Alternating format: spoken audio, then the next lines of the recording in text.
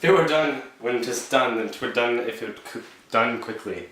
The assassination could trample up the consequence and catch with the Circe's success.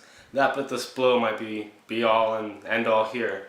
But here upon this bank in the shoal of time, we jump to life to come. But in these cases we still have judgment here, that we but teach bloody instructions which, being taught, return to plague the inventor. This even-handed justice commends the ingredients of our poisoned chalice to our own lips.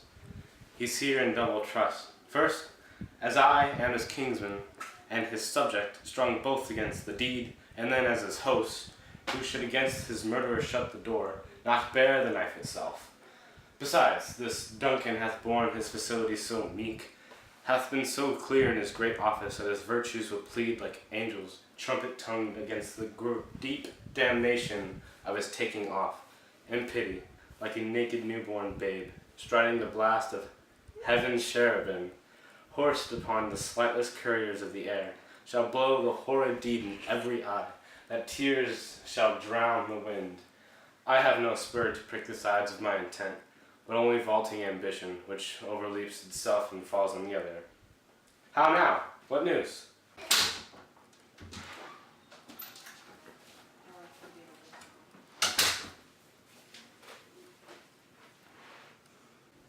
He has almost supped. Why have you left the chamber? Hath he asked for me? Know you not he has? We will proceed no further in this business. He hath honored me of late, and I have brought golden opinions from all sorts of people, which would be worn now in their newest gloss, not cast aside so soon. Was the hope drunk wherein you dressed yourself, hath in the sleep since? And wakes it now, to look so green and pale, at what it did so freely? From this time such an account thy love, art thou afeard to be the same in thine own act in valour as thou art in desire? Which thou esteemeth the ornament of life, and live the cawdor of thine own esteem, letting I dare not wait upon I would, like a poor cat in the adage. Prithee, peace. I dare do all that may become of man. What dares do more is none. What beast was it then that made you break this enterprise to me? When you durst do it, then you were a man, and be more than what you were.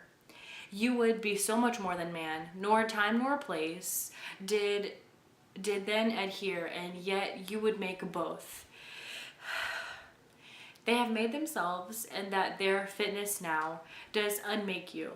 I have given suck, and now how tender 'tis to love the babe and that milks me.